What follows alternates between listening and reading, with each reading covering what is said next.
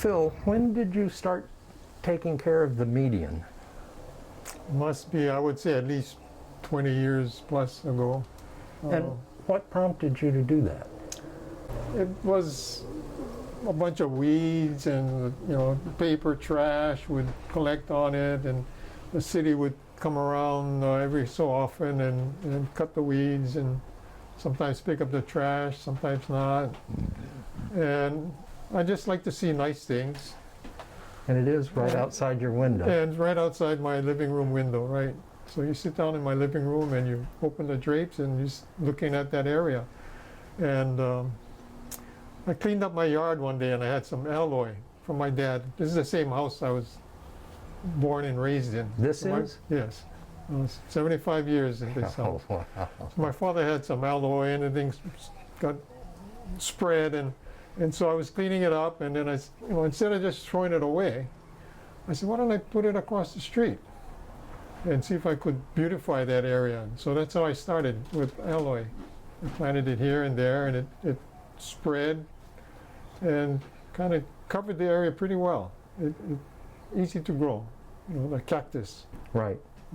Did people throw trash in there, or did it just blow? No, in? just blow. Okay. And maybe once in a while somebody will throw a bottle of beer or paper cup out of their window. It happens all around. Trash continues to blow into the median, and you cleaned that out. Yeah. Well, not so much. Tell me what aloe is. Aloe, the cactus. Aloe, yeah, I'm sorry, the cactus. Cactus. Yeah. So that grows without a lot of water. Yes. But I know you have blooming plants over there now. The aloe sends up a flower. Oh, okay. It's kind of pretty. It sends up the one I had in my yard sends up an orange flower, a stalk that rises 2-3 feet maybe, and flowers at the end, and so it's pretty.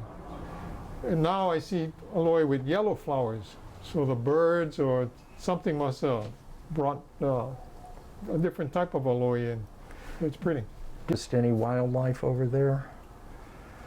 Rats. Birds, Yeah. rats? I've seen rats in the neighbor's yard. Yeah. Oh, birds. Yeah, birds. Birds and butterflies. That's what with the plants I have there now. It attracts the birds and butterflies. And I saw a bee or two. Oh, bees. Yeah, bees Yeah. like the. In the flowers. They come for the orange lantana. The butterflies like the orange lantana, and the bees. So do you have a reason for what's planted where? Did you put things where you thought they'd be attractive, or? Certain plants, like the cactus, can maybe grow succulents where it's not too much soil. And then other plants need pretty decent soil. So there are rocky areas, and then there's some areas that have a little more soil. So yeah, I look for when there's more soil, and I planted the lantana. I started with the orange lantana. Okay. I had in my yard, and so it's very easy to get cuttings. Right. Cut them and stick them in the dirt, and then they'll grow. So I started planting the orange lantana there. And what other plants do you have over there that you recall the name of? There's a coral plant that I got from my father-in-law that would drop seeds, and they root, and so I started planting some over there, and now they're seeding and rooting over there.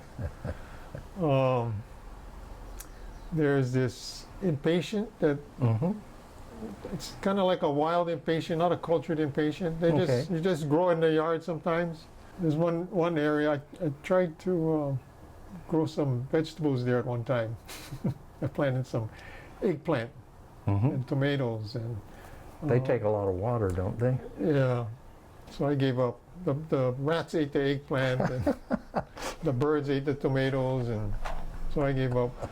I planted a sweet potato vine, and that during the summer it all dried up. I thought it died, but when the rain came, it picked up again. What do you get out of it?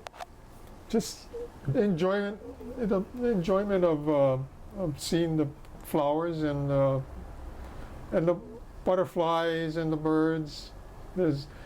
there's a bird that comes, there's a plant, and there's like a finch that goes for that flower, I noticed. A certain greenish colored finch, it always goes for those yellow flowers. And the monarch butterflies would fly around the lantana, and then in my yard where I once had lantana, now milkweed started growing. And I planted one plant, I think, and then the milkweed, I can see why the farmers kind of get rid of it, because it's just seeds and seeds and seeds. So now I have, where I had a hedge of lantana, now I kind of have a hedge of milkweed. And one year, last year, in fact, the monarch butterflies laid their eggs on it, and I must have had 20, 30 butterflies. They stripped the plant to nothing, and so there wasn't anything to eat. So I gathered them and put them in a little critter box for my grandkids, and then the neighbor has a crownflower plant that I would go over and get the crownflower leaves and put them in the box, and the caterpillars would eat that. So how long did it take them to hatch? Did you keep track? yeah, I kept track. I forgot, 9 days or something, 10 days when they turn into the chrysalis to the butterfly. Okay. And have your neighbors commented? Do they have any? Well, they thank me for taking care of that piece of property. And They all say it's nice, they enjoy it too. yeah. And the state hasn't said anything to you about it? That's a city property. Oh, the city hasn't said anything? Nobody from the city has said anything. No. Saturday and Sunday, my wife would sleep in, and I would get up summertime, 6:30, 7 o'clock, and I'd go over there, work an hour or so, till she had breakfast made. Call me, Phil, breakfast. Yeah. It sounds like you have a good life. Yeah, I do. Yeah, can't complain. I'm happy for you. Thank you. Thank you.